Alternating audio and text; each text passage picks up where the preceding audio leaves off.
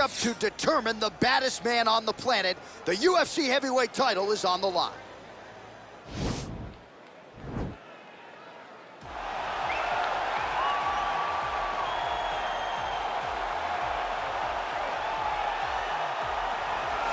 Well, for a long time, he's been mentioned with the baddest men on the planet. For a long time, though, the title fight eluded him. Not anymore. Here he is, the #1 heavyweight contender, finally making this walk and cracking a smile. He's waited a long time for this. He's not expecting a 25-minute war. He believes he has the power and the skills to get this thing done quickly.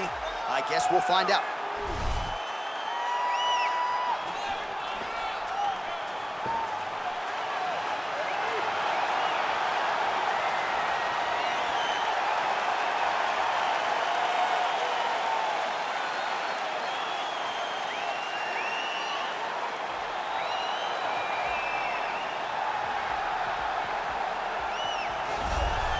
Well, a lot of people think it's the most significant title in combat sports. No argument from me. Baddest man on the planet, UFC heavyweight champion. There he is in the flesh. What an absolute monster. What a title reign it has been. But a serious challenge in front of him here tonight. When this man became the heavyweight champion, a lot of people thought that this challenger was the one who would wrest the belt away. Now the fight is here. We'll see if we get a new champion or if this man continues one of the greatest heavyweight legacies the Octagon has ever seen.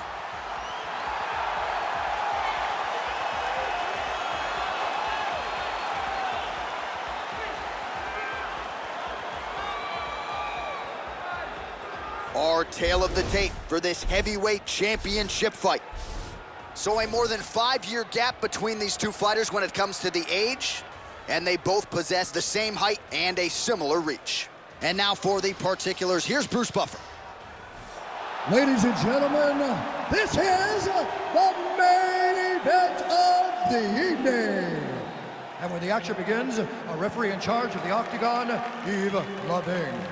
And now, this is the moment UFC fans around the world have been waiting for. Live from the sold-out Toyota Center in Houston, Texas. It's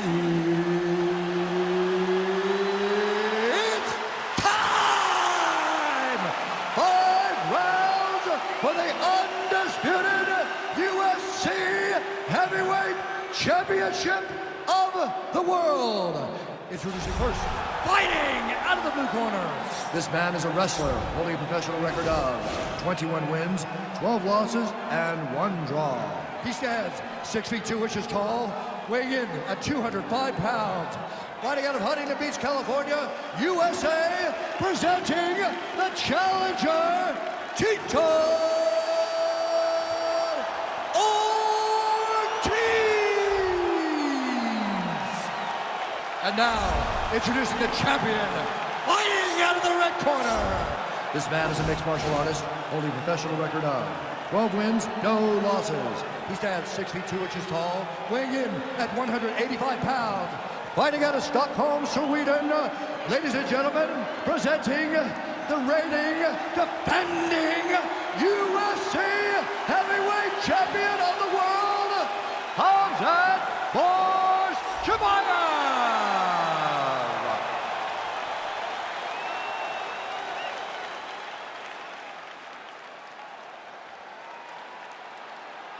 UFC belt on the line, guys. Protect yourself at all time, obey my command at all time. If you want to touch love, do it now, go back to your corner.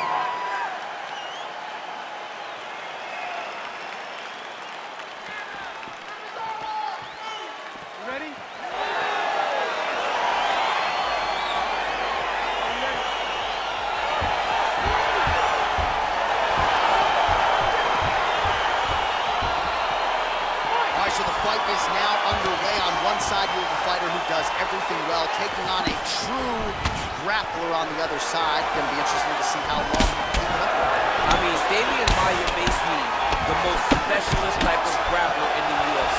This guy resembles him in a number of ways. Let's see how he manages this fight against a guy that can do just about everything. Master of the transition. Nice scramble. Caught that kick there. 1-2 punch by Tito.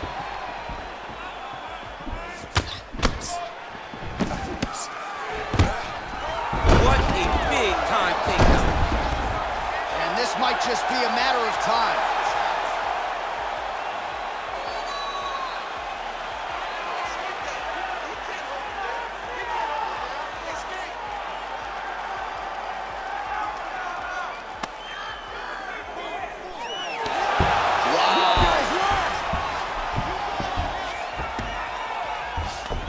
All right, side control now, DC. You know he's in his element on the ground. A lot of tricks up his sleeve. A lot of tricks.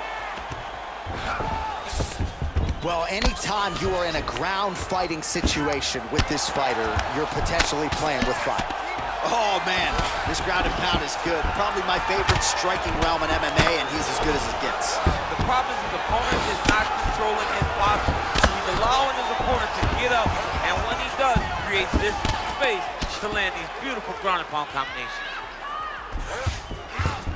Working off of his back here. Looks like he may try to hip escape. Oh, he's got the ground and pound going now. He's putting him in exactly the position he needs to be in right now. He's able to relax here. And he understands, being a veteran of so many fights, that as long as he's on top, he's winning. He feels like he's winning here.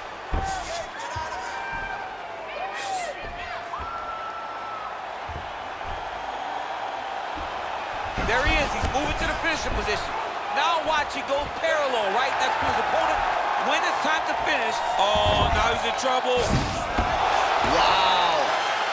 All right, side control now, DC. When you get side control in a fight, what are you looking at? When I get to the side control in the fight, and I believe this young man should do the same thing, it's secure first. Grab everything in tight. Make sure your elbows are in. Make sure you've got something locked in so your opponent doesn't just squirm away. Punch short punches, but try to make the opponent make a choice. Either he turns back into you, you take your front headlock, or he turns in the opposite direction, you throw your hook in, and you start looking to get a choke off. All right, well, both fighters pretty comfortable on the ground, DC, but you got to be very careful hanging out here for too long if you're his opponent. Side control now. Horn sounds for the end of round one.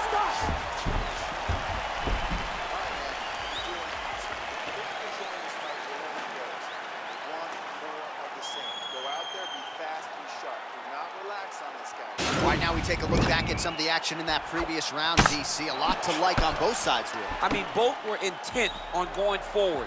And what happens when nobody wants to take a step back? They meet in the middle. That's exactly what they did, and they both found success over the course of that round.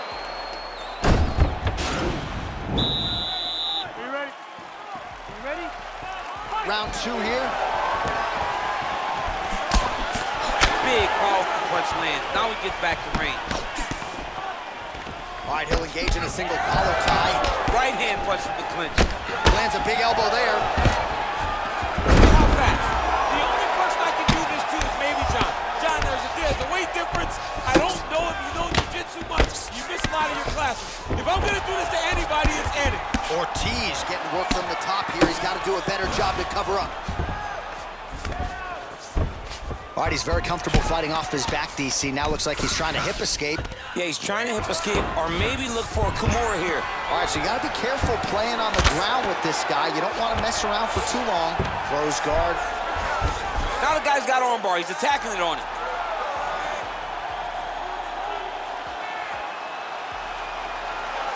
Attacking armbar.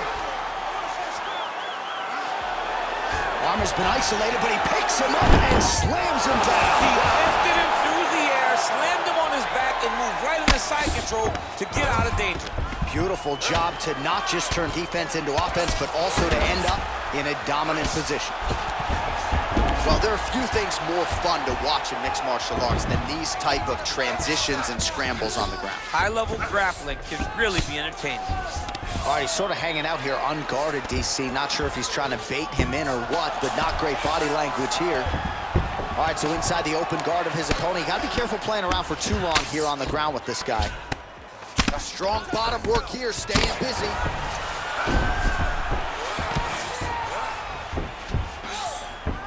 A lot of top pressure being applied here. Oh, the ground and pound strikes continue to rain down the opponent. Oh, man, notice how he's walking him over to try to get a windshield choke. Oh, nice.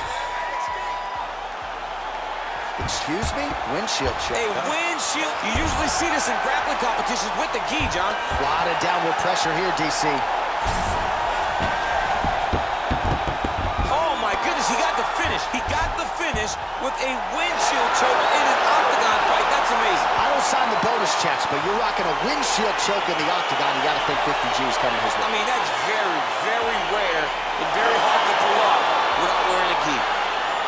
Let's take a look back at the replay as he gets it done by submission tonight, champ. He does a great job of staying patient. He doesn't rush or panic. You are never safe when you're fighting this guy. You're in a lot of trouble. You're in a lot of trouble the entire time when you're this good in the submissions.